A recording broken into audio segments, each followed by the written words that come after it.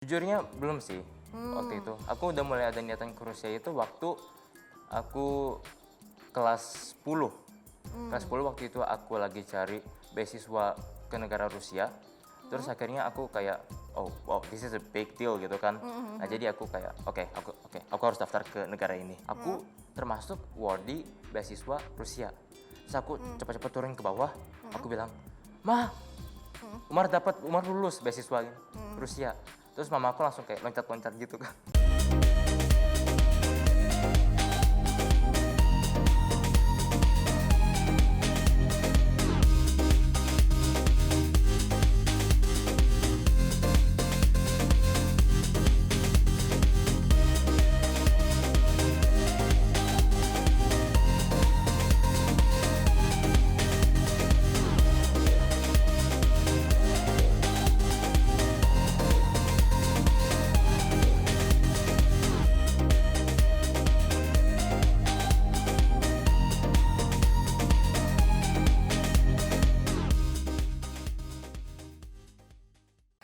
Hai bunda-bunda, apa kabarnya? Semoga sehat selalu ya. Senang sekali saya Azahra Masid pastinya dapat menjumpai bunda-bunda di rumah di program kesayangan kita.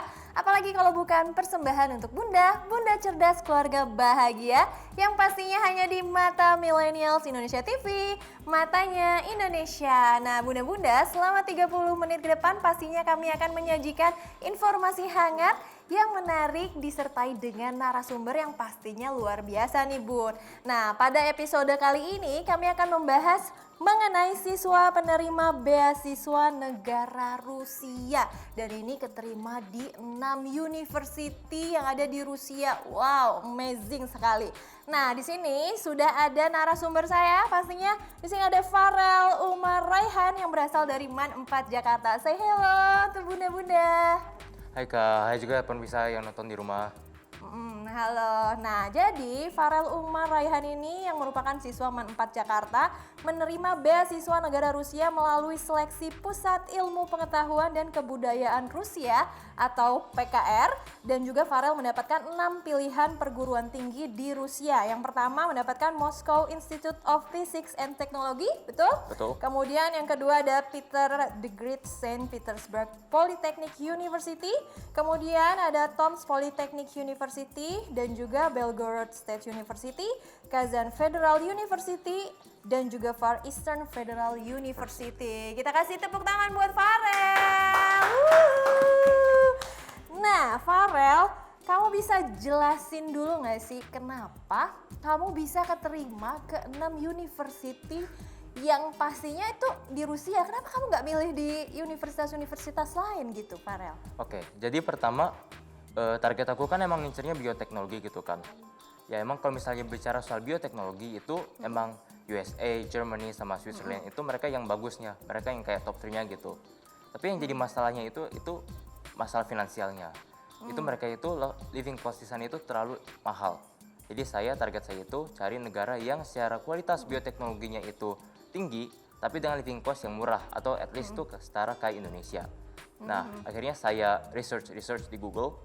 Dan akhirnya saya ketemu nih sama negara Rusia yang kualitas pendidikannya itu secara bioteknologi itu peringkat ke-12 di dunia. Tapi secara living cost mereka kurang lebih sama kayak di Indonesia atau kayak di Moskow ibu kotanya itu sama kayak Jakarta living cost-nya. Oke, Gitu, Kak. berarti secara finansial itu keluarga kamu juga memenuhi ya untuk misalnya tinggal di sana, Iya, di memenuhi. Rusia. Oh itu alasan mendasar kamu ya. Tapi mungkin buat bunda-bunda di rumah juga kan masih belum paham bioteknologi itu apa sih misalnya, karena mungkin juga di Indonesia juga belum banyak nih yang tahu, bahkan yang berkecimpung atau mengikuti jurusan bioteknologi. Nah kalau dari kamu sendiri, kenapa alasan kamu memilih jurusan itu dan sebenarnya apa sih bioteknologi itu? Oke, jadi pertama aku pengen jelasin apa itu bioteknologi dulu ya. Oke. Jadi bioteknologi itu biologos sama teknologi. Jadi ketika bagaimana cara kita bisa memodifikasi makhluk hidup, bisa kayak sel manusia, sel hewan, sel tumbuhan, dan juga biomolekul yang lain ke dalam satu teknik industri yang bisa berguna bagi kita. Gitu Kak. Terus untuk alasan kenapa saya pengen ambil bioteknologi itu awalnya pas saya kelas 9. Waktu itu materinya itu tentang bioteknologi dalam dunia pangan. Nah itu misalnya contohnya itu seperti pembuatan keju, yogurt, roti, pakai ragi, terus juga ada kecap dan lain-lain. Nah pada saat itu saya sadar bahwa bioteknologi itu ternyata banyak banget di sekitar kita fungsinya. Makanya saya tertarik ke situ karena potensinya juga sangat besar di masa depan. Oke, Gitu, Kak.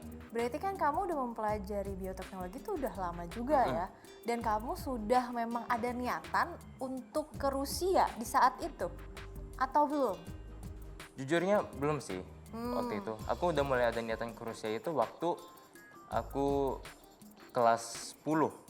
Kelas 10 waktu itu aku lagi cari beasiswa ke negara Rusia. Terus akhirnya aku kayak, oh wow, this is a big deal gitu kan. Nah jadi aku kayak, oke, aku harus daftar ke negara ini gitu. Oke, nah terus perasaan kamu gimana nih setelah mengetahui ternyata kamu keterima di 6 universitas terbaik yang ada di Rusia khususnya? Kalau perasaan aku ya, itu udah pasti seneng banget Kak. Perasaan aku sama keluarga aku juga pasti seneng banget. Itu karena di keluarga inti aku ya, itu masih belum ada yang keluar negeri gitu. Jadi tentu kayak aku jadi kayak yang pertama di keluarga inti aku yang bisa kuliah di luar negeri gitu. Berarti bangga banget. Nah Iya, sebenarnya bangga banget. kalau misalnya dari 6 universitas yang tadi kakak juga udah kasih tahu nih buat bunda-bunda di rumah, kenapa kamu memilih 6 universitas itu? Padahal kan sebenarnya di Rusia mungkin banyak banget ya universitas-universitas lain. Mungkin kalau di Indonesia juga kan bahkan ada lebih dari 200 universitas, bahkan negeri ataupun swasta. Ya, Nah benar. kalau ini kamu melihatnya tuh dari mana?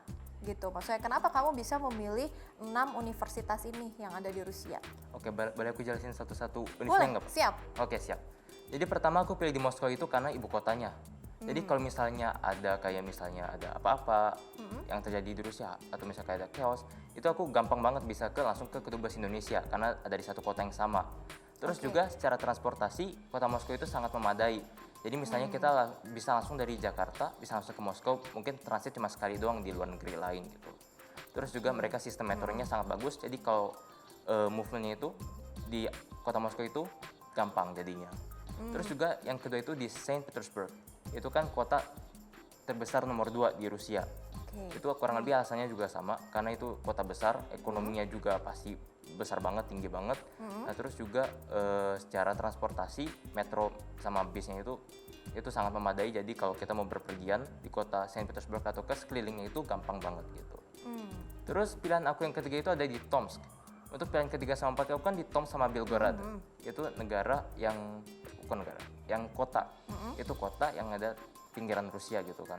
Oke. Aku pilih kedua itu karena biaya hidupnya itu jauh lebih rendah daripada Moskow sama di Saint Petersburg. Kurang lebih sekitar 60% lebih rendah gitu. Terus yang kelima aku pilih di Kazan itu karena Kazan itu sekitar 50% lebihnya itu Muslim. Jadi gampang mau ketemu buat nemu makanan halal. Terus juga yang terakhir itu aku pilih di Vladivostok. Vladivostok itu kalau nggak salah itu kota nomor 3 terbesar se-Rusia. Atau kalau di Rusia kan ada di dua benua kan ya, ada di Eropa, ada juga di Asia. Betul. Nah kota Vladivostok ini kota terbesar yang di Asianya. Gitu. Jadi secara ekonomi mereka bagus banget. Terus juga kalau mau keluar negeri gampang nih Kak, kalau dari Vladivostok. Karena mereka dekat sama Jepang, Korea, sama China juga dekat. Gitu Kak. Gitu. Ternyata luas banget ya risetannya sampai sedalam itu. Nah tapi dari ke-6 universitas itu, kamu tuh lebih prefer tuh milih yang mana? Yang Moskow, yang pilihan pertama. Yang pilihan pertama, yang karena tadi alasannya kalau di Moskow itu dari segi finansial, kehidupannya itu nggak beda jauh sama Jakarta ya. Ya benar. Dan transportasi akomodasinya juga segala macamnya situ lengkap juga. Ya udah bagus transportasi. Udah bagus. Nah, apakah dari ke-6 universitas itu, kamu semuanya juga memang milihnya juga biotek? Iya biotek. Biotek semua? Iya biotek semua. Passion aku emang di biotek. Dari kelas 9 aku sadar passion aku di biotek. Wow. Berarti memang udah pilihan kamu ya. Ya. Sebenarnya sebelum kamu khususnya nih ya mendapatkan beasiswa dari ke-6 universitas tersebut, apa sih persiapan yang udah kamu lakukan? Padahal kan kamu kan sebenarnya bilang sebenarnya dulu belum ada niatan nih ketika kamu belajar bioteknologi di saat kamu kelas 9 ya. Nah, kemudian apa yang kamu persiapkan, apalagi kamu juga udah tahu ternyata di sana tuh dari segi transportasinya seperti ini, bahkan misalnya kalau misalnya mau keluar negeri gampang segala macam. Nah, itu preparationnya seperti apa sih? Oke, jadi aku mulai preparation aku tuh dari kelas 10. Waktu pertama kali aku mau belajar di negara Rusia gitu. Aku mulai preparation aku tuh kayak gini. Jadi kelas 10 itu aku bakal belajar full. Aku bakal belajar full Terus pas kelas 11-nya, target aku itu aku bakal ikut lomba sebanyak mungkin lomba. Oke. Terus juga pas 12-nya itu aku bakal lanjut belajar lagi gitu Kak. Untuk persiapan ujian-ujian misalnya kayak UTBK juga atau juga ujian-ujian yang ada pas aku daftar beasiswa. Oke, nah selama itu kamu kan emang pas ketika belajar beasiswa itu emang kamu nggak ada kegiatan lain atau segala macam, emang kamu fokusnya cuma belajar aja gitu? Kan kayaknya sibuk banget gitu, apalagi sampai 6 universitas. Terkadang kan misalnya ya, kita kalau misalnya mau milih satu universitas dengan satu jurusan yang udah kita fokusin nih ya, bunda-bunda di rumah juga pasti ngerasain deh kalau misalnya anak-anaknya mau ke universitas gitu, itu kan pasti preferensinya udah mateng banget. Ini kamu udah untuk 6-6-nya kamu persiapkan seperti itu. Nah, itu gimana Farel mengatur waktunya? Oke, jadi untuk belajarnya sendiri itu aku maksimalin satu hari aku belajar 4 jam. Dan satu Oke. hari itu aku belajar cuma satu mata pelajaran doang. Jadi biar satu hari itu full, biar aku bisa ngerti full. Nah terus juga aku juga kayak anak lain-lainnya, aku juga aku juga suka main HP, aku juga suka lihat YouTube. Tapi kalau aku sih lebih nontonnya tuh nonton kayak dokumenter gitu Kak. Dokumenter. Aku udah biasain diri aku dari kecil suka nonton yang kayak dokumenter gitu biar nambah wawasan aku juga tentang luar negeri gitu. Terus juga aku udah pas aku daftar beasiswanya nih Kak, sama pemirsa di rumah, aku juga udah nyiapin esainya. Jadi waktu kita belajar bahasa Inggris itu, aku kan di Cambridge IELTS level kan. Iya. Guru aku udah ngebiasain aku tuh buat ngerjain esai terus. Jadi kayak tiap meeting itu pasti kita bakal ngerjain esai. Kayak 90% dari semua meeting kita ngerjain esai terus. Jadi ketika aku disuruh bikin esai buat apply ke Rusia, aku udah kayak tinggal seketik aja gitu Kak. Karena udah terbiasa. Gitu. Nah, kalau boleh tahu, esainya itu kamu bertemakan apa sih? Esai aku itu tentang plastic eating bacteria. Oke, mungkin bisa diceritakan nih kepada budak-budak. Jadi beberapa tahun yang lalu ada ilmuwan dari Ceko kalau nggak salah, dari Ceko sama Slovakia kalau nggak salah ya. Itu mereka meneliti tentang bakteri yang bisa memakan plastik. Nah, aku kayak kaji ini gitu kan. Ternyata mereka tuh mengeluarkan suatu hormon yang aku lupa nama hormonnya apa gitu. Nah, terus ternyata hormon itu bisa mendegradasi plastik menjadi partikel-partikel yang lebih kecil. Nah, ternyata dari penemuan ini itu sangat bermanfaat kalau misalnya kita terapkan ke lingkungan kita. Karena apalagi kita lagi mengalami yang namanya global warming sama juga banyak polusi di tanah, lautan juga yang mainly itu disebabkan sama plastik. Nah, makanya menurut aku penemuan bakteri yang bisa memakan plastik ini sangat berguna buat lingkungan kita. Waduh, kasih tepuk tangan lagi dong semuanya, keren banget. Nah, ngomongin soal mau berangkat ke Rusia, emang kamu udah bisa bahasa Rusia nih? Bisa. Bisa? Aku Oke. cuma bisa baca, tulis sama ngomongnya dikit-dikit. Oke. Nah, mungkin muda-muda juga penasaran ya kayak gimana nih kalau Farel ngomong bahasa Rusia. Tapi kita sebentar lagi akan break dulu ya Farel, kita akan lanjut di segmen berikutnya. Jadi buat bunda-bunda jangan kemana-mana, tetap di Persembahan untuk Bunda.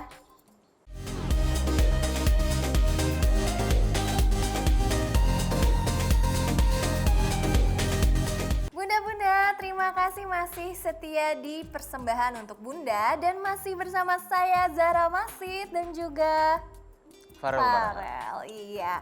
Nah, tadi kan mungkin bunda-bunda penasaran nih, katanya Farel tuh udah belajar juga, udah bisa juga bahkan bahasa Rusia. Kita coba dengerin. Coba kamu perkenalan dengan bahasa Rusia. Oke. Pertama aku mau kenalin yang formalnya dulu ya, yang Oke, secara formal. silahkan. Dan ini dikit doang sih, nggak apa-apa. Здравствуйте, меня зовут Farel, я из Индонезии, и спасибо.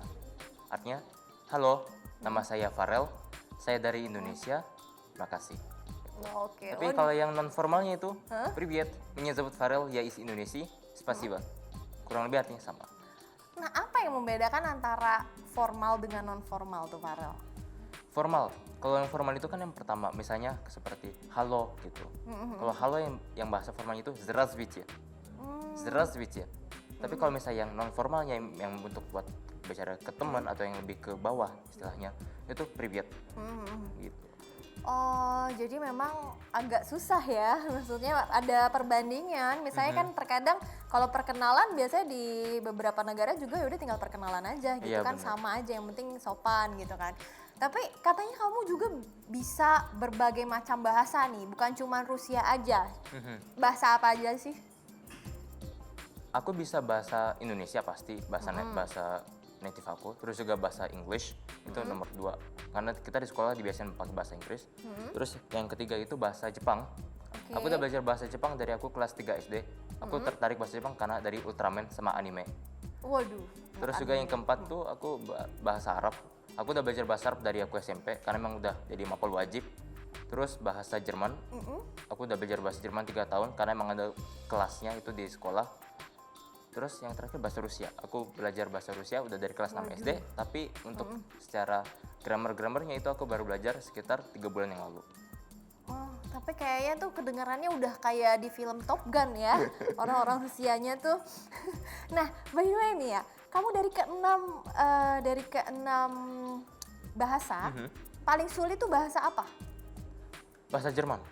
Bahasa Jerman. Bahasa Jerman. Kenapa? Karena mereka itu terlalu banyak kasus. Maksud dari kasus itu tuh kayak grammar mereka tuh banyak banget. Misalnya contoh ya, Iya. itu bahasa Inggris itu kan ada the, the, the, cuma satu, the. Tapi kalau di Jerman itu ada 3, ada der, die, sama das. Nah itu juga tergantung, itu kan tergantung gendernya apa. Ada yang maskulin, ada yang feminim, juga ada yang neutral. Gitu. Terus juga tergantung juga mereka ini subjek, menjadi subjek atau juga menjadi objek. Itu namanya itu kasus nominatif, akusatif. Terus juga ada beberapa kasus lainnya yang aku lupa namanya apa. Oke, berarti paling sulit malah Jerman ya. Bahasa Jerman ya. Nah, untuk mempelajari Rusia tuh kamu cuma 3 bulan tadi tuh, kamu bilang. Iya 3 bulan. 3 bulan aja, tapi 3 kayak bulan. udah mahir banget. Nah, terus kamu emang suka mempelajari bahasa atau apa sih? Dan kamu belajarnya tuh otodidak atau ada coachnya sendiri? Iya, aku suka banget belajar bahasa. Jadi dari kecil itu aku udah suka, nggak tahu kenapa suka banget dengar orang ngomong bahasa asing gitu. Jadi aku tertarik, aku mulai belajar gitu. Terus aku belajar bahasa asing itu pertamanya otodidak. Misalnya kayak bahasa Jepang, terus juga bahasa Cina, terus juga bahasa Rusia juga. Itu huruf-hurufnya aku belajar itu otodidak. Aku lihat di Google sama juga di YouTube. Tapi kemudian aku juga ambil beberapa kelas yang cuma kayak beberapa bulan gitu untuk Rusia, tapi juga beberapa kelas yang setahun 2 tahun gitu untuk beberapa bahasa, misalnya kayak bahasa Jerman dari sekolah gitu Kak. Oke, nah ini kan kamu juga katanya juga udah lulus ya dari udah SMA. Kamu tinggal nunggu aja nih, berarti untuk berangkat ke sana ya? Iya, Apa yang udah kamu persiapkan atau udah kamu pertimbangkan supaya kamu di sana juga bisa menyibukkan diri untuk pendidikan, kemudian juga waktu kamu juga nanti di sana itu kan harus ada preparationnya gitu dari iya sini. benar. Apa yang sudah kamu planningkan? Misalnya kamu udah bikin strategi planning apa nih? Oke, jadi pertama aku lagi berusaha untuk daftar sponsor. Jadi itu semacam seperti bantuan dari Dinas Pendidikan. Rencanaku aku mau apply ke Dinas Pendidikan Jakarta. Oke.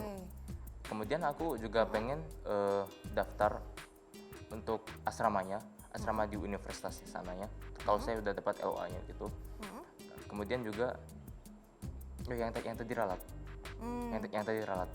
Jadi aku daftar asramanya itu nunggu setelah aku mendapatkan LOA dari kampusnya gitu. Nah kemudian juga aku udah mulai planning nih. Kan aku kan 5 tahun di Rusia, 4 tahun belajar di kampusnya dan 1 tahun itu belajar program bahasanya. Itu emang udah satu paket sama beasiswanya. Nah aku udah planning nanti aku juga bakal kerja sambilan juga untuk jadi sumber dana bantuan lain untuk sama aku di Rusia. Terus juga aku udah mulai merencanakan untuk kayak misalnya bakal untuk kerja di Rusia atau mungkin di negara Eropa lainnya yang secara bioteknologi mereka itu jauh lebih maju. Oke. Itu planning aku. Oke, nah terkait dengan beasiswa, kamu apakah memang dapat full coverage untuk kamu pendidikan di sana atau gimana sih? Bisa diceritain nggak sih? Beasiswa Rusia itu cuma covers tuition fee sama mereka kasih kita monthly stipend kayak bantuan bulanan gitu. Tapi itu nggak besar, sekitar 500.000 sampai 1 juta.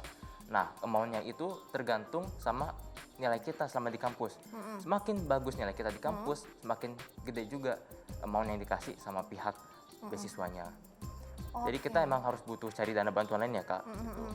Tapi berarti memang kamu semuanya itu secara administratif itu kamu lakuin sendiri? Sendiri, Sendiri? benar-benar sendiri. Ada bantuan nggak sih misalnya dari pihak sekolah gitu kan udah tahu nih kamu kayaknya dapat ya misalnya dibantuin juga nggak sih secara supportnya atau apa? Kalau sekolah memang memberikan kemudahan, misalnya seperti aku bisa ngambil rapot lebih awal nih karena emang dibutuhkan untuk daftar beasiswanya. Terus juga aku lebih dimudahkan untuk membuat transkrip nilai, terus juga surat kelulusan. Itu aku merasa dimudahkan banget sama sekolah. Gitu. Tapi untuk selebihnya aku berusaha sendiri sih. Misalnya seperti medical check up, itu aku pergi sendiri ke rumah sakit untuk MCU gitu. Oke, nah tapi kan kamu bilang kalau misalnya Rusia sendiri kan memberikan beasiswa, tapi misalnya nggak full coverage, tapi masih bisa nggak sih kamu misalnya ikut misalnya beasiswa dari pemerintahan Indonesia mungkin, atau misalnya ada beasiswa di Rusia yang dari swastanya bukan dari universitasnya, itu kamu masih bisa untuk mendapatkan beasiswa lain, atau misalnya kalau dia udah mendapatkan beasiswa, udah tuh kamu udah nggak boleh menerima beasiswa dari yang lain gitu. Sebenarnya masih bisa, tapi aku masih belum ketemu nih sama beasiswa yang ngebolehin kayak gitu. Jadi misalnya kayak dari Indonesia sendiri, itu kan kita tahu ada LPDP ya Kak. Iya, Ada betul. LPDP sama kalau nggak salah beasiswa Indonesia Maju. Nah tapi itu syarat mereka itu ada yang nggak boleh di bawah umur 18 tahun. Kan aku masih 16 tahun ya Kak. Waduh, mudah banget. Terus juga yang untuk beasiswa Indonesia Maju itu nggak boleh dapat beasiswa lain. Gitu kan, jadi aku nggak bisa daftar. Terus juga untuk beasiswa lain yang ada di negara Rusia sendiri, aku masih belum tahu ada apa aja gitu Kak, karena mereka juga nggak ngebolehin untuk dapat beasiswa lain. Makanya aku lebih kayak berusaha untuk dapat sponsor dari Dinas Pendidikan Jakarta ini gitu Kak. Oke, kita doain ya, mudah-mudahan ya Bun ya, Farel makin berkembang, kemudian juga dapat sponsor ya, secepat mungkin ya Rel ya. Tapi nih Farel, tadi kan ngomongin kamunya nih, kita ngebahas kamu. Nah, reaksi dari orang tua kamu sendiri yang tahu-tahu kamu keterima 6 universitas terbaik di Rusia, itu bagaimana Farel? Kaget kah? Atau shock? Atau kamu bisa sih? Atau gimana sih? Kaget banget sih, orang tua aku jujur kaget banget. Jadi kan aku panggilnya mama aja ya, karena papa aku udah meninggal dari 2019. Jadi jadi aku inget banget waktu itu aku lagi di atas terus aku dapat email pengumuman dari PKR, aku termasuk awardee beasiswa Rusia. Terus aku cepat-cepat turun ke bawah, aku bilang, "Ma, Umar lulus beasiswa Rusia." Terus mama aku langsung kayak loncat-loncat gitu kan, kesenengan.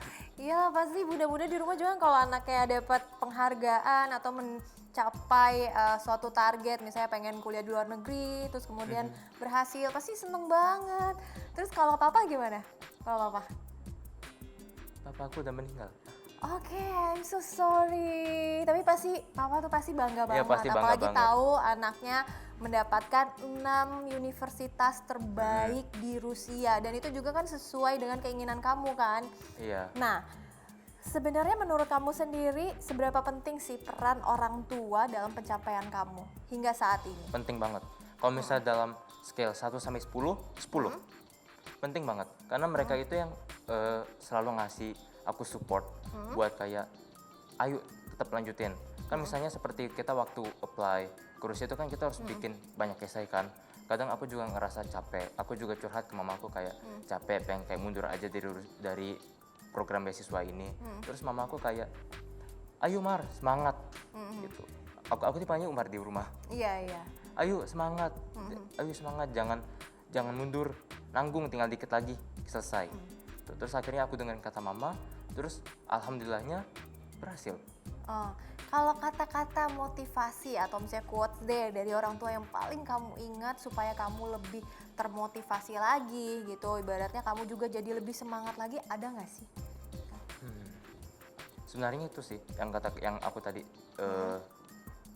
tadi jelasin itu tadi, jangan pernah putus semangat, karena yakin aja itu nanti di suatu hari nanti pasti bakal dapet yang lebih baik, pasti bakal dapet positifnya, pasti ada hikmahnya. Jadi aku tinggal ikutin aja kata orang tua aku, jangan putus semangat, tetap berusaha, dan alhamdulillahnya bener aku diterima beasiswanya. Wah pasti kamu bersyukur banget, Banget, ya banget, punya bersyukur banget. orang tua yang terus mensupport kamu gitu. Nah jadi buat bunda-bunda di rumah nih, kalau misalnya anaknya udah mulai ngedown, apalagi misalnya kalau udah terlihat udah patah semangat gitu ya, nah itu harus diberikan support system. Bukan berarti misalnya harus dikasih secara material ya misalnya, tapi dengan kata-kata atau dorongan positif yang buat dia semakin semangat. Nah itu bisa menjadi dorongan yang sangat kuat ya. Ya bener banget. Nah, kemudian nih, apa sih kalau misalnya kakak lihat nih kan, kamu kan effort belajarnya tuh kenceng banget, kuat banget gitu. Bahkan sehari satu pelajaran tuh harus fokus selama 4 jam. Tadi kan Ya, kamu benar. bilang gitu. Apakah memang orang tua kamu, mama kamu khususnya itu mendidik kamu seperti itu? Oh enggak. Enggak? Enggak, justru karena aku terlalu sering di kamar kan ya, belajar terus gitu, 4 jam belajar. Terus juga belum dihitung aku juga kayak main HP, lihat kayak berita. Lainnya kan aku selalu di kamar terus kan, Kak. Jadi kayak mamaku yang kayak ayo keluar gitu. Keluar dari kamar, ayo bersosialisasi gitu. Terus aku kayak ya Umar bersosialisasi mah gitu. Oh, berarti memang mama kamu juga nggak yang se-strict itu ya untuk ngedidik Enggak. kamu harus belajar terus belajar terus Enggak, enggak ya? justru mamaku tuh lebih kayak belajar boleh tapi jangan lupa harus bersosialisasi juga. Awalnya emang aku tuh kayak full banget di kamar gitu, Kak. Full belajar banget. Karena kelas 10 tuh aku kayak target aku emang harus belajar gitu. Tapi karena mamaku juga kayak ayo bersosialisasi juga sama teman-teman juga gitu. Akhirnya aku mulai kayak lebih bisa bersosialisasinya gitu. Terus juga public speaking aku juga lebih bisa lebih dikuatin lagi dengan aku bisa bersosialisasi dengan teman-teman aku gitu. Nah, tapi kan kamu kalau misalnya dilihat kan kamu siswa berprestasi nih. Ketika kamu sekolah itu kamu mendapatkan ranking juga kah? Atau gimana sih? Oke. Gimana Jadi tuh? kan kelas aku kan kelas Cambridge kan ya, Kak. Jadi kayak kita tuh kayak bisa dibilang hampir sama gitu, Kak. Tentang kepintaran kita tuh kayak bisa dibilang hampir sama. Jadi kayak selisihnya koma doang gitu, Kak. Oke. Selisihnya koma. Dan alhamdulillahnya itu aku baru semester 6 kemarin itu aku dikasih tahu sama wali kelas aku dapat ranking 1, Kak. Ranking 1 dari 16 siswa. Di kita emang kelas Cambridge kita itu cuma 16 siswa. Dan aku dapat ranking 1. Semester 2-nya aku juga ranking 1 juga. Kelas 10 semester 2 aku ranking 1. Terus untuk semester 1, 3, 4, 5-nya itu aku kayak sering masuk 3 besar gitu. Kayak kalau nggak 2, 3 gitu. Oke, nah tadi kan kamu juga kan bilang kamu juga karena ada dorongan dari mama untuk ikut sosialisasi gitu, harus jangan di kamar terus sama segala macam. Nah, kamu tuh ikut organisasi gitu nggak sih? Ikut. Farel? Apa Ikut. aja? Aku ikut yang pertama, jadi dulu aku kelas 10 itu pengen daftar OSIS. OSIS tapi karena bapak aku sakit, jadi aku memutuskan untuk mundur aja. Gitu. Lebih fokus kayak quality time sama family. Keluarga. Iya. Nah, terus aku juga ikut organisasi KIR, Karya Ilmiah Remaja. Karya ilmiah. Jadi di KIR itu kita lebih bicara tentang kita mengkaji suatu jurnal atau suatu penelitian ilmiah. Terus kita juga bikin penelitian ilmiah. Itu KIR. Terus kita juga kadang bikin eksperimen. Yang paling saya ingat tuh eksperimennya tuh yang kayak tangan kebakar gitu. Jadi kayak ada sabun, gas, terus kayak kita ambil, terus kita bakar. Dan tuh aman. Aman. Terus kita kayak kaji. Kenapa bisa kayak gitu? Gitu. Itu keserian aku di KIR. Terus juga aku juga ikut lomba MyRes. MyRes itu tuh jadi kayak semua anak KIR diwajibin ikut lomba ini. MyRes itu tuh madrasah, kalau nggak salah ya, Madrasah Youth Research Super Camp. Aku ikut 2 kali itu. Jadi lombanya itu tuh lebih kayak tentang kita bagaimana kita bisa menginvent sesuatu yang berguna. Oke, nah itu dia ya penjelasan dari siswa berprestasi yaitu Farel. Nah jadi buat bunda-bunda di rumah juga jangan terus-terusan ngajak anaknya tuh buat belajar. Terus kan pasti lama-lama juga jenuh ya. Justru Iya, harus benar. sosialisasi juga supaya apa? Supaya selain aktif di akademik, nah mungkin anak-anak muda juga bisa aktif juga nih di non-akademiknya. Jadi harus balance ya antara otak kanan sama otak kirinya nih. Tapi kita akan break sebentar ya Farel. Oke. Buat menanyakan lebih lanjut tentang kamu khususnya. Jadi buat bunda-bunda jangan kemana-mana, tetap di persembahan untuk bunda.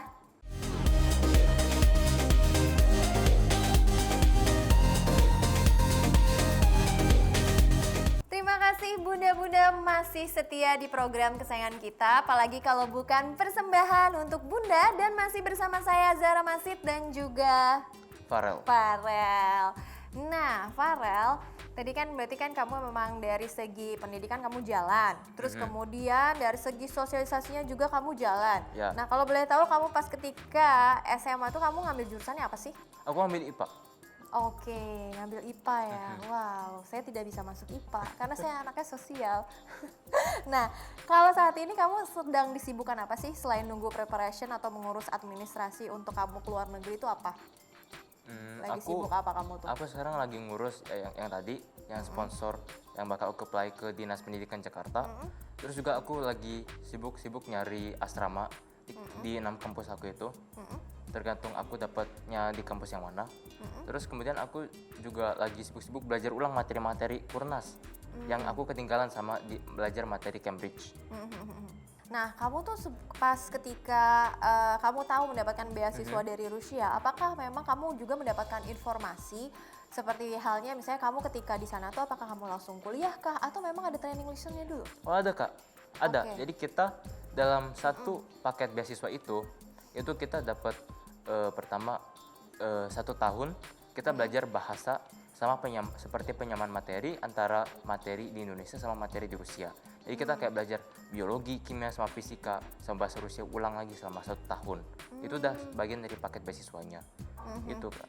Nah, tapi selama 1 tahun itu berarti di universitas yang nantinya misalnya pas kamu pilih seperti itu? Iya benar, di situ. Oh, baru kemudian ada kelulusannya juga nggak sih? Baru kamu bisa lanjut ke langsung kuliahnya gitu atau Ya, gimana? ada ujian kelulusannya dan kalau misalnya saya bisa melebihi standarnya itu saya baru bisa masuk belajar di universitasnya itu. Wah, Jadi kalau misalnya saya di bawah nilainya itu saya gagal. berarti ada kesulitannya tersendiri juga ya? Iya, makanya saya harus butuh extra effort buat bisa lulus ujian itu. Nah, selain itu, ada tantangannya tersendiri nggak sih ketika kamu misalnya mendaftar ke luar negeri, khususnya ke Rusia gitu dalam proses administrasinya? Secara administrasi itu sebenarnya itu tahun lalu sih nggak ada. Tapi tahun ini itu karena mulai ada konflik di Rusia sama Ukraina itu, jadi ada website Rusia, pendidikan Rusia itu yang nggak bisa diakses, di ban, gitu Kak. Jadi kita lagi nunggu, jadi kita kayak perantara kita itu PKR antara Dinas Pendidikan Rusia sama kita itu perantaranya PKR. Jadi kita harus emang aktif pantengin email, cek email dari PKR kalau misalnya ada update. Terus juga aku yang susahnya daftar beasiswa Rusia itu emang banyak banget sih itu keperluannya yang harus dibutuhkan. Itu misalnya seperti medical check up, terus aku juga harus bikin motivation letter, aku juga harus bikin abstract, terus aku harus bikin beberapa essay lainnya. Itu yang susah. Tapi alhamdulillah aku bisa jalani itu semua dengan baik. Tapi kalau dari segi cost-nya untuk preparation itu lumayan nggak sih? Lumayan besar nggak sih? Satu-satunya yang paling besar itu medical check up. Waktu itu aku kalau nggak salah kurang lebih 1 jutaan untuk medical check up, tapi itu udah komplit semuanya. Tapi untuk pengurusan administratif, kalau untuk dari Indonesianya sendiri aman? Aman, Lancar ya? lancar banget, gampang. Oke, nah kamu kalau misalnya kayak gitu pakai agensi-agensi juga nggak sih? Misalnya kan terkadang ada beberapa siswa yang emang pengen keluar negeri nih ya bunda-bunda. Terkadang kan itu juga dibantu ada agensi-agensi khusus yang untuk menawarkan siswa-siswa pendidikan. Nah kalau kamu sendiri, kamu sendiri langsung ke universitasnya ataukah ada agensinya juga? Oh, jadi emang program beasiswanya itu emang ada perantaranya, namanya itu PKR. Oh, yang PKR itu. Jadi kita kayak kita siapin dokumen-dokumennya itu, kemudian kita kirim nih ke Kementerian Pendidikan Rusia. Dan kalau misalnya kita diterima, itu PKR bakal infoin kita dan meminta kita tuh untuk kayak mengumpulkan berkas yang dibutuhkan, misalnya seperti nilai rapot, ijazah. Nah itu kita kumpulkan ke PKR semuanya agar mereka bisa translate dan mereka kirimkan ke Kementerian Pendidikan Rusia lagi, yang kemudian bakal dilanjutin ke univ-univ yang kita pilih. Oke, nah terus gimana tuh yang langkah kamu yang tahu kan ada website-website yang udah di-ban gara-gara perang antara Rusia dan juga Ukraina itu kan juga menghambat juga ya? Iya benar, Nah menghambat. terus kamu gimana tuh sekarang? Sekarang itu Masih di-ban juga? masih di-ban. Mulai di-ban itu mulai dari akhir Februari sampai sekarang masih di-ban. Tapi yang saya bersyukurnya itu ada website Kementerian Pendidikan Rusia yang dokumen-dokumen saya udah masuk Kementerian Pendidikan Rusia juga, itu yang nggak di-ban. Jadi saya masih bisa melihat kayak progresnya saya udah sampai mana gitu. Terus juga kita kalau misalnya ada update apa-apa dari Kementerian Pendidikan Rusia itu juga ada PKR pasti bakal infoin kita. Jadi saya tenang aja. Oke, berarti kamu nggak takut ya kalau Nggak ke takut. Rusia? Oke, nah kalau misalnya ngomongin hobi, sebenarnya kan kamu tadi sebenarnya udah bilang kalau kamu tuh suka mempelajari bahasa. Nah, tapi selain itu, kamu punya hobi tersendiri nggak sih? Aku suka main musik, apalagi piano. Jadi aku dulu sempat belajar piano for like 6 years, tapi aku berhenti karena aku waktu itu mau UN, mau fokus ke UN. Oke. Terus juga hobi aku itu aku paling suka baca berita, karena itu bermanfaat banget. Itu menambah wawasan aku tentang luar negeri. Jadi aku bisa lebih update gitu. Nah, kamu punya inspirasi siapa sih gitu? Misalnya ada nggak sih idola yang kayaknya kamu mungkin nggak bisa jadi dia, tapi kamu mengambil sisi atau misalnya peran yang baik dari idola kamu itu? Punya nggak sih? Jujur sebenarnya kalau idola itu papa aku. Oh, oke. Papa aku, karena aku mengambil sifat-sifat papa aku tuh yang baik-baiknya. Jadi seperti misalnya papa aku selalu baca berita dalam negeri, berita luar negeri. Terus juga papa aku tuh selalu kayak positif, orangnya positif banget. Jadi papa aku tuh benar-benar idola aku banget. Aku mengambil positif beliau yang bisa aku terapkan. Terus juga aku gabungin juga sama hobi aku, kesenangan aku yang misalnya kayak belajar bahasa, main musik, aku combine biar bisa jadi kelebihan aku gitu. Nah, ngomongin main piano itu kamu otodidak atau memang kamu dilatih gitu? Misalnya dikursusin sama orang tua atau mungkin papa atau mama juga bisa main musik juga nih. Jadi anaknya ketularan. Papa sama mama aku nggak bisa main musik, nggak bisa main piano. Jadi aku pertama kali main piano itu kan benar-benar cuma kayak dari pianika ya. Pianika waktu itu aku masih TK. Aku main pianika cuma kayak pencet-pencet gitu. Terus sama mama aku tertarik, aku mulai belajar not baloknya itu sendiri otodidak. Jadi pertama aku otodidak dulu. Terus karena papa mama aku lihat aku tertarik sama piano ini, aku juga minta dilesin, dan akhirnya mereka lesin aku 6 tahun. Nah itu juga nih Bun, salah satu yang membuat Farel ini menjadi siswa berprestasi juga ya ini adalah tingkat kecerdasan juga mungkin lebih tinggi ya daripada yang lain karena dia juga bisa main musik karena memang beberapa jurnal juga mengatakan kalau misalnya nih otak kanannya juga dimainkan atau misalnya dengan memainkan musik, nah itu juga bisa meningkatkan kecerdasannya. Seperti itu kan ya Farel, Mas, karena otak kanan itu lebih ke musik, otak kiri itu lebih ke akademik ya? Ya, kalau disimbangkan perfect. Oke, nah kalau misalnya kita ngomongin cita-cita, kamu sendiri punya cita-cita nggak sih dari kecil? Atau ada perbedaan nih, misalnya kecil kamu cita-citanya apa, kemudian ketika kamu besar, ya kamu pengen jadi ahli bioteh nih. Ya, jadi aku dari kecil tuh aku pengen banget jadi astronot. Aku ganti-ganti cita-citanya. Jadi pertama aku pengen banget jadi astronot. Kemudian aku pengen jadi pilot. Terus kemudian aku pengen jadi dokter.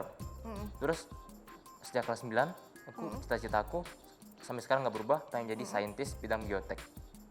Oke, wow.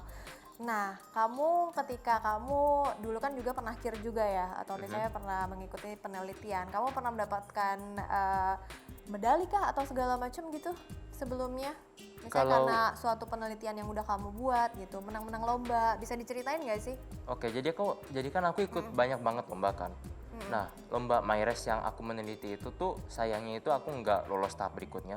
Tapi dari pengalaman ikut MyRes itu aku belajar bagaimana cara bikin karya ilmiah yang pastinya bakal berguna banget nih kalau aku lagi mau bikin skripsi buat nanti gitu. Terus juga aku juga suka ikut seperti lomba-lomba olimpiade. Dan alhamdulillahnya aku dapat medali perunggu di pelajaran kimia sama biologi. Wah, memang kamu udah siswa berprestasi ya. Iya.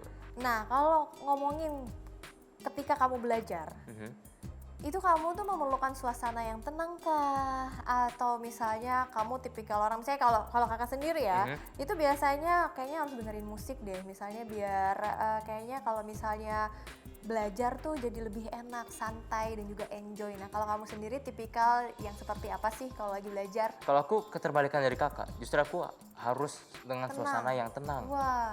Biar konsentrasi aku tuh nggak buyar gitu.